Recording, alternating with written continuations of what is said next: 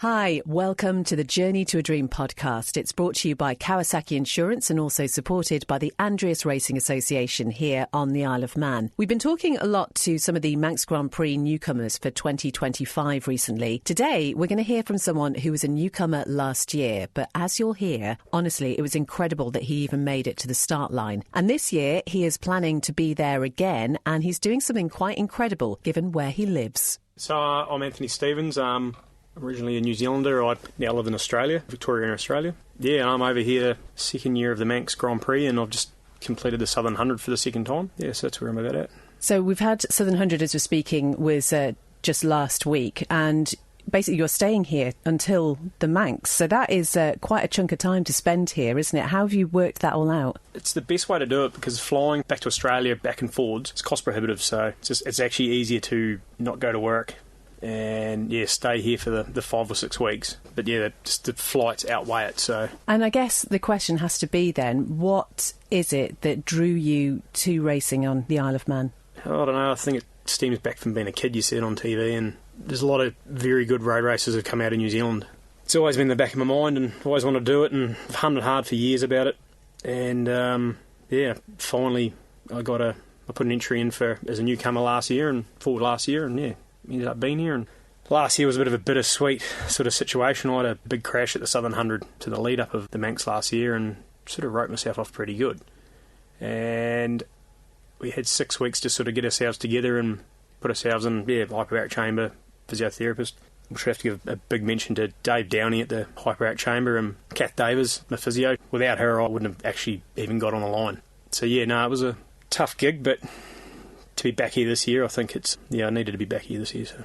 And I just wonder, from a point of view of, obviously, you went through that incident at the Southern. I mean, there must have been times where you thought that the Manx Grand Prix just physically couldn't happen. Yeah, in hospital, with the injuries I had, they were pretty bad. It was like, I'm going home. And a few sort of people said to me, it's 6 weeks away. It's amazing what can happen. And, talked to the right people introduced me to the other people, and we made it happen. And basically, Kath said to me, she said, you need to be walking in 3 weeks if you're going to be doing this. So we did everything we could, and 3 weeks I was walking. So, and that was with a broken tibia and fibula and kneecap and all that sort of stuff. So, I'm forever in debt to Dave Downey and Kath Davis for what they done last year. And I tell you what, it really gives you a sense of just what mental determination can do as well, and how important that is on the road to recovery. Oh, absolutely.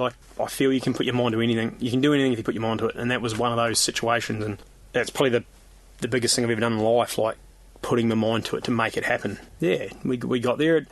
Look, we didn't go fast last year at the Manx. We just wanted to qualify. That was my goal, was just to even qualify, and we did that. Obviously, the weather didn't help things last year. It was a disaster. But we competed. We weren't last. That was the main thing. So, it was good. And you obviously, you've been back to the Southern this year? Yeah, Southern this year. Didn't start off too good. We had bike issues on the second lap of practice, and at that stage I sort of thought it was all over. Two blokes, Rob Colvin and Rob Brew, they put a bike together for me that night, and we were able to get out for the next qualifying, and we qualified, and we did all right, considering I'd never looked at this bike or never seen this bike, and it was still a rolling chassis the night before. So big thanks to those two.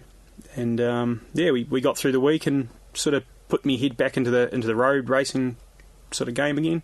From a point of view of, obviously, you went through that awful incident in 2024. From a mental point of view, getting back on that start line, going around the Ballown course, how did you find that? I remember on my warm-up lap, where I crashed was at Great Meadow. I just give it the bird when I went through, and carried on my way. It didn't faze me. I don't think it fazed me at all. You haven't got time to even be worried about it. Your mind's 100% on the game there. You haven't got time to be thinking about what's happened in the past. OK, well, just take us right back then, because clearly you've grown up with an interest, a passion for bikes. Was that something inherited in the family, or is it just something that you found on your own? Yeah, I think it's inherited in the family. We're all sort of petrol heads in our family. So I started junior road racing when I was about 11 or 12 years old, and I really haven't stopped. 36 now, and it's ruled my life year on, year out. Do you ever think about what you've sacrificed because of this passion? Yep. Yeah, 100% of lots of things. Relationships and other things I could have went and done, and maybe have went and seen, but no real regrets, really. And if you hadn't gone down this road, where do you think you would be? Work-wise and whatever, what do you do? So I'm a self-employed motorbike mechanic, so I've been a motorbike mechanic since I left school. And, I think I probably would have maybe had a better job, a better paying job, that's for sure. Bikes were, even at school, like, all was just bikes, and I should have put more emphasis into actually going to school and maybe making a better career out of myself. But, like I said, no regrets on what I've done. It's taken me where I am now, and, yeah. And how have your family felt about all of this? I don't know. I don't think my mum's too impressed, but yeah, no, Dad supported me last year. He can't be here this year. He's actually getting a operational hip replacement, so he can't be here, which is a bit of a shame. But yeah, I know they support me, so that's the main thing.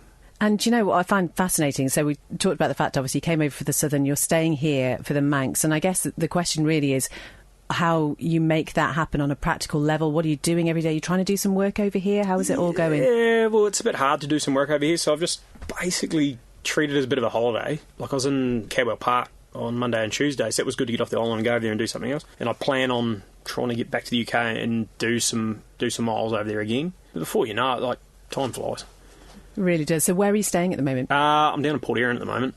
So I'm in a little camper and I'm living out of that, and yeah, a good view to wake up in the morning. So no, it's good over here. You've already alluded to the fact that obviously you've got those friendships, those connections, which really helped you during the Southern, and there is such a passion, I think, for people who genuinely just want to come over here and experience road racing over here, and you really are giving it your all. Definitely, sort of pinch myself that I'm here doing it, because obviously there's a lot of people that aren't in a position to do it. Plus, I've got back home, I've got some really good people behind me that I'm doing it for them as well. Like they would love to do it, but obviously they're either a different age or whatever's going on, and they love it. So I do feel I'm doing it for a lot of people as well. So when did you put your entry for the MGP in? For the first one? Let's talk about your first one. Back 20... Geez, I've got to think. Yes, 23, the expressions of interest went out. And I put it in and gave everything they sort of needed, and I didn't think anything of it. And a good mate of mine, we're in a taxi going somewhere, and I got the email to say that, you've been accepted for the thing. I was sort of like,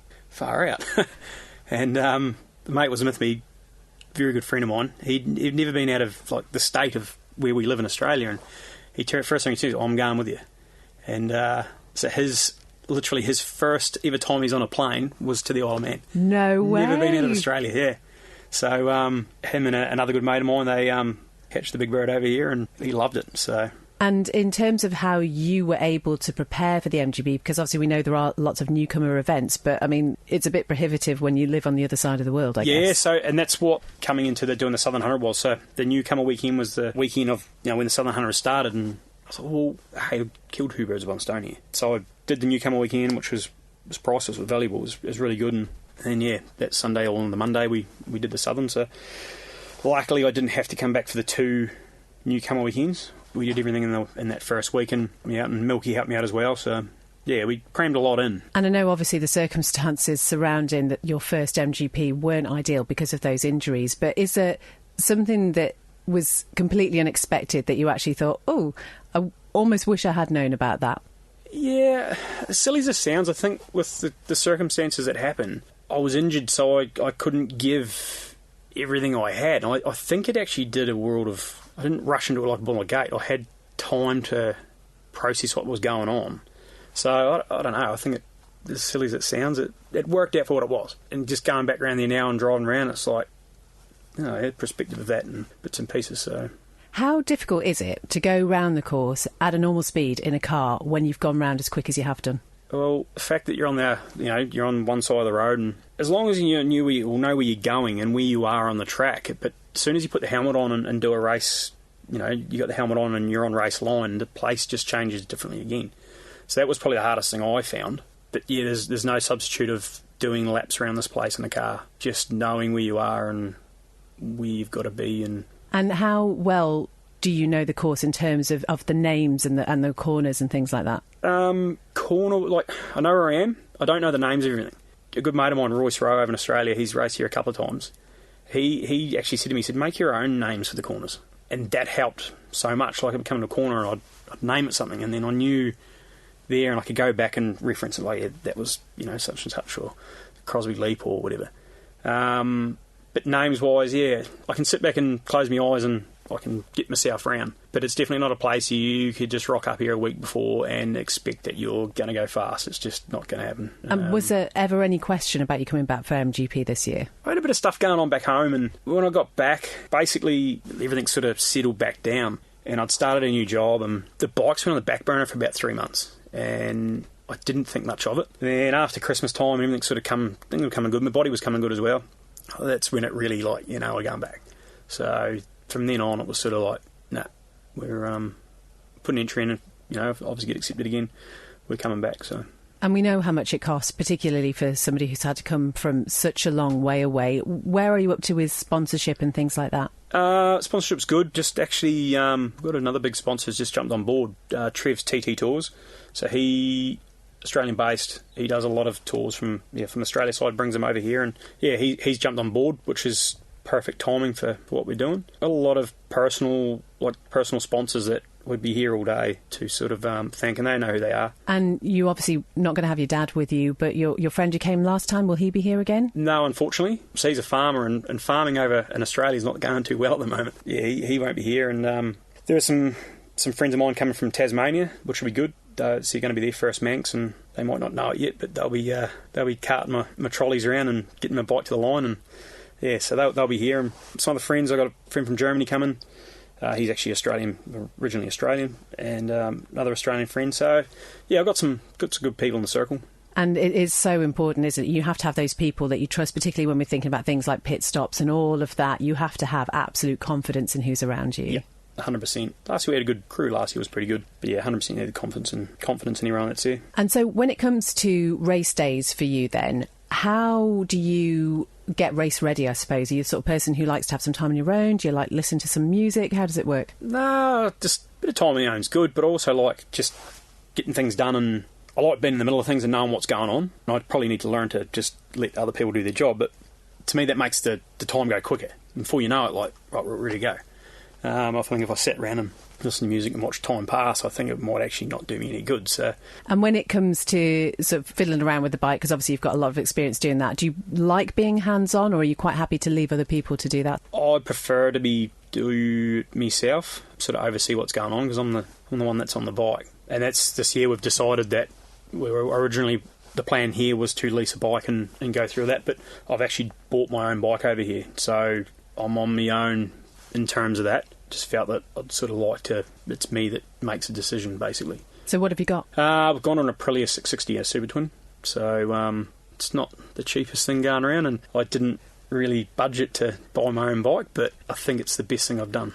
And which races are you going to be in? So I'll be in the junior and Super Twin. Do have an entry for the lightweight TT, but I haven't sourced a bike for that yet, so that's sort of up in the air. If it happens, it happens, but... And I guess that's got to be an important part of it, isn't it? You've got to just be sort of focused on what you need to be on, but actually flexible enough to accept that some things might not happen. 100%. And it even goes back to last year. I remember stressing about licences and insurance and getting here. And I remember going through the sign-in for the Southern 100, and it just flowed. I'm like, why have I stressed for the last 3 months about, why am I stressing? It's just, things fall into place, and I think you just can't stress about things. And that's a really interesting point. So we've been hearing from so many of the newcomers who are starting out for the MGP this year. And I guess if you had to give them any piece of advice, given your experience over the past 12 months or so, would it just be, don't worry about it? Don't stress. The Manx Club are so accommodating, and everyone involved's accommodating. They're not going to leave you high and dry. They'll make everything happen. As long as you got your ducks in a row and everything's right, you'll be fine. I think definitely don't stress about it. And have you got a personal goal this year? I do. Basically, finish. Another thing, don't put your expectations too high, because as soon as you have those expectations too high, they get crushed. So just go, and my goal is just to be there, qualify, do what I got to do. I think no point worrying about lap times and speed. It'll come. At the moment you stress about it, it's when your heart gets crushed. So. And is MGP it for you? Have you got your sights on TT perhaps? Honestly, don't know. I think it's just seat time, and that's where I'm at. Obviously, the financial side of it, like coming from the other side of the world to do this, it's expensive. I think I honestly don't know what the future holds. It must be really hard though when you are here. I mean, obviously you're made friends and connections over here, but actually it must be quite isolating when you're sort of separated from everybody that you really know, just to do this dream. Oh, absolutely. Good thing there's Facebook and phones. Like, imagine doing this 30 years ago. Like, I think you'd just end up at the pub. But it is isolating, like, friends and family and stuff like that, and all my friends, and that's the hard bit. And I think you just got to work through it and go and do something, and before you know it, it's end of the day. So. And when it comes to MGP, you're going to be moving to the paddock. We'll move to the paddock. I think it'll be good down there, and at least I'm there, and I can do my laps. I like to do my laps at night. Yeah, there'll be plenty to do. How many laps do you reckon you've done of the TT course? I worked it out. I think car laps. I've got a little car that cost me £300, and I think we've done about 5,000 miles in it. That was from last year and even this year.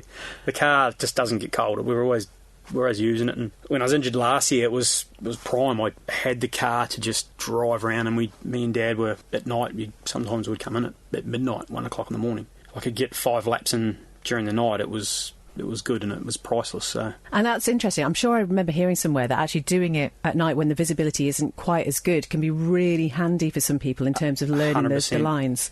I can't remember who said it, but on a moonlit night, perfect.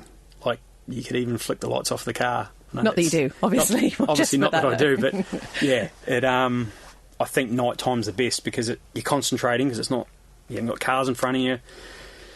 Yeah, night time I feel is the best time to be doing it. We talk a lot again about the importance of social media for promoting what you do. Obviously, promoting your sponsors as well, which is such a key part of this. How do you find that side of things? Yeah, sort of lost without it. Same deal. Go back 30 years ago when we didn't have this. Like, we're so lucky to have these tools we've got now for sponsors and getting the message out there and what we're up to, and it's sort of be lost without social media.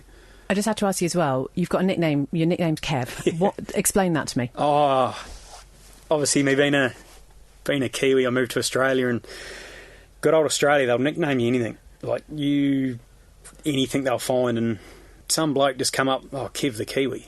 Oh, really? And it just stuck, and everywhere I go in the world, it's Kev the Kiwi. Like, it's stuck. Dare I say it? And I know my parents aren't impressed with it, but yeah, it's kind of what it is. Well, when we interview you over MGP, what it's going to be now, don't you? You absolutely know that. It's been a great insight into your story, and it's just, I think it's amazing that you are here. How much barbecued food have you eaten? Not a lot, actually. Oh, that's good. You're not into all Barbie stuff? Nah, because we live on in Australia, so... Oh, okay. Yeah. So what do you eat when you're sitting there in a camper van for day in, day out? Oh, tinned fruit and tinned fish. Well, that sounds lovely. We're on a budget here. And ultimately, is there anything else on your bucket list when it comes to racing? We're here. It doesn't get any better than what we're doing. Cadwell Park the other day, I was like, oh, sweet, I've ticked that off. I've gone to Cadwell Park, and I'm going to try and get to Donington, but this place it is it. Have you booked your return ticket home yet? Not yet. You want to spend a November here, that's what it is, isn't it? You never know. You just never know what's around the corner. I'm in no rush to get back home, so yeah.